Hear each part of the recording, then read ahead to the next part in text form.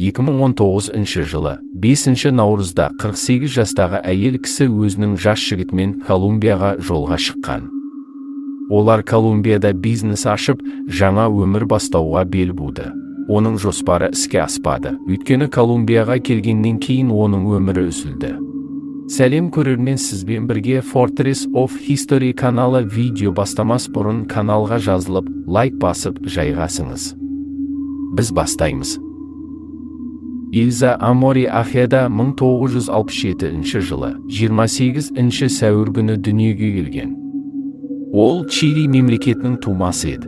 Ол кішкентай кезіне еркек мінезді, адамның бетіне тура сөйлейтін, ойын еркін білдіретін қыз болып өсті. Амори тұрмыста болған, 2 ұлы бар. Күйеуі Маркус Санчес, екеуі некелерін көпке созалмай айырылысып кеткен. Амори 1991 жылы полицияға жұмысқа тұрады. Ол полицияда 25 жыл бухгалтер қызметін атқарып шыққан.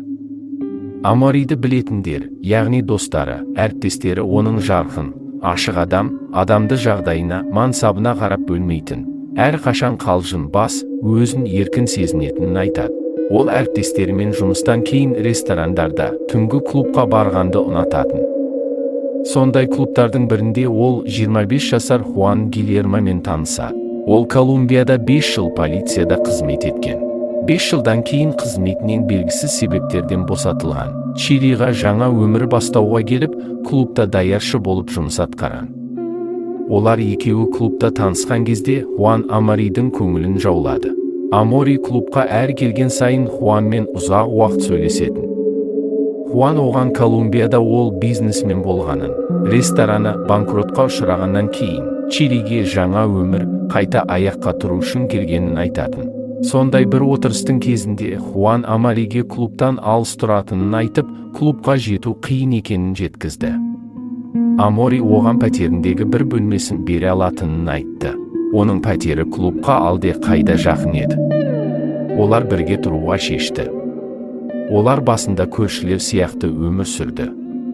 Уақыт өте келе олар жақындасып, махаббат туды. Араларында Аморидің айтуы бойынша, ол құрбыларына нағыз махаббат тапқаны және жас жігіт тап болғанын айтып қуанды. Аморидің басы махаббаттан айналды. Бұлардың қарым-қатынасына 30 жастағы Амордың ұлдары қарсы болды. Олар Хуан тек ақша үшін ғана жүргенін білді. Құрбыларының айтуы бойынша Амори қатты өзгерді. Ол бұрынғыдай араласуды қойды және жас жігіттің айтқанынан шықпайтын хәлге жетті. Амори тыстарына әріптестеріне оған тұрмысқа шығатынын айтты. Тұрмысқа шығып оған Чилидің азаматтылығын алуға көмектескісі келді. Амордың туыстары оның бұл ойына қарсы пікірлерін білдірді.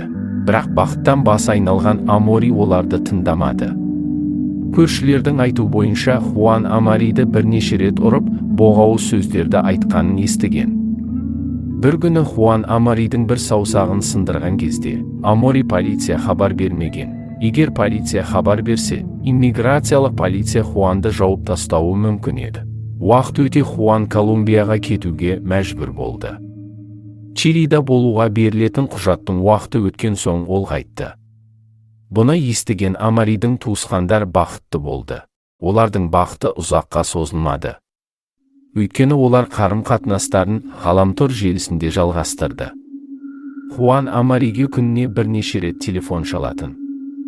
Хуан күнде хабарласқаннан кейін Аморенің махаббаты одан әрі арта түсті. Өйткені Аморенің ойынша Хуан оны жақсы көргеннен кейін күнде хабарласады.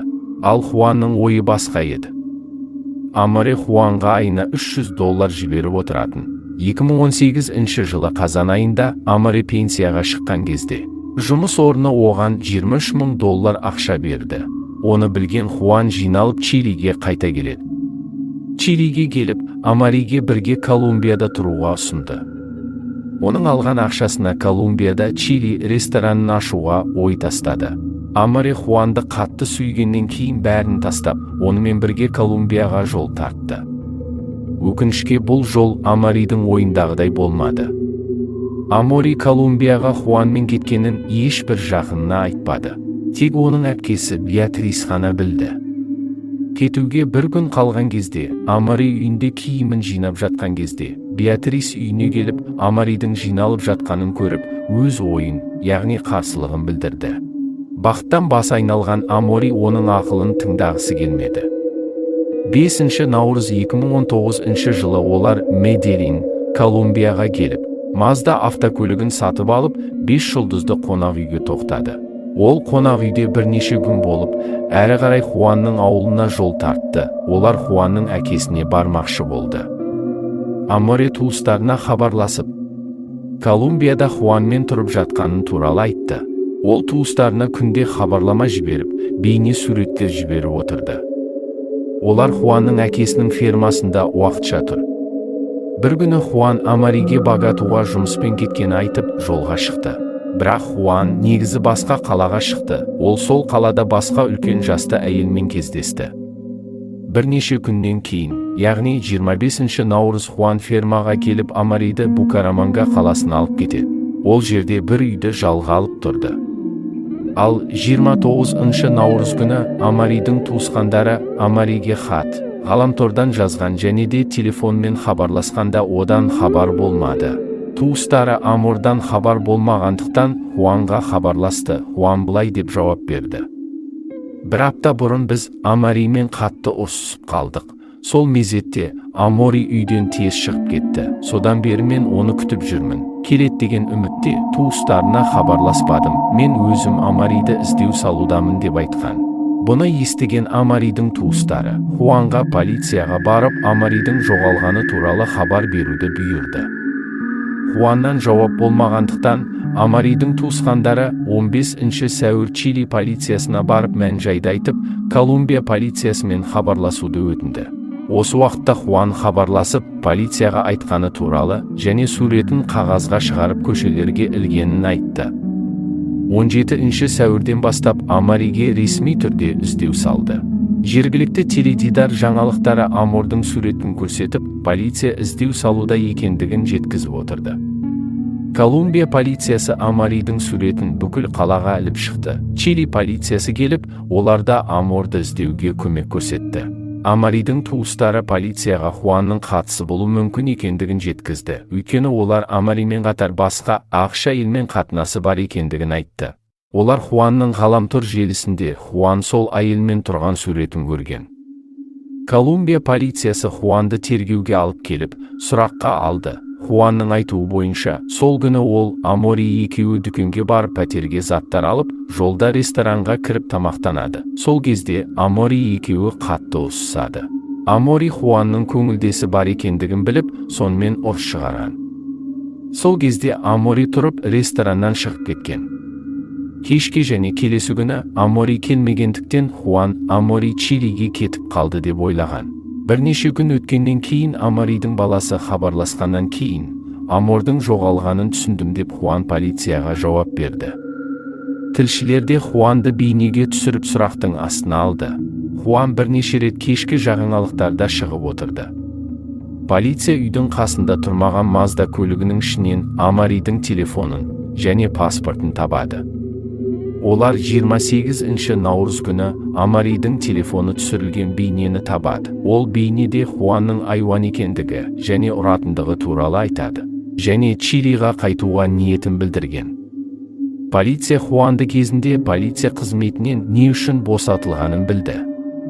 Хуан зорлық-зомбылық үшін және одан кейін бірнеше рет сотталғаны туралы білді. Кейін полицияға бір фермада істейтін қызметкер хабарласып, Хуан оған келіп көмек сұраған. Көмек үшін ол $50 төлейтінін айтқан.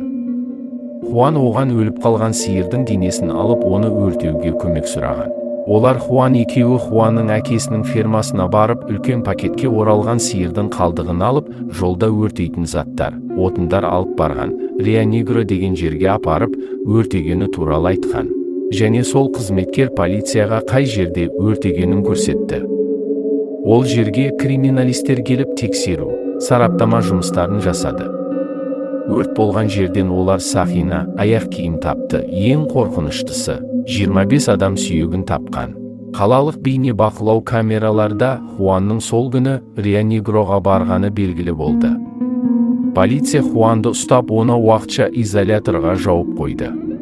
28 сәуірдің тест жасау үшін Колумбияға Амаридің туған баласы және әпкесі келді. 30 сәуір күні сараптама растады, Амаридің сүйектері екені белгілі болды. 2020 жылы 2 шілде күні соттың шешімі бойынша Хуан Гильермо 36 жыл, 6 ай, 20 күнге түрмеге жабылды. Және Амаридің жанұясына $90,000 төлеу керек.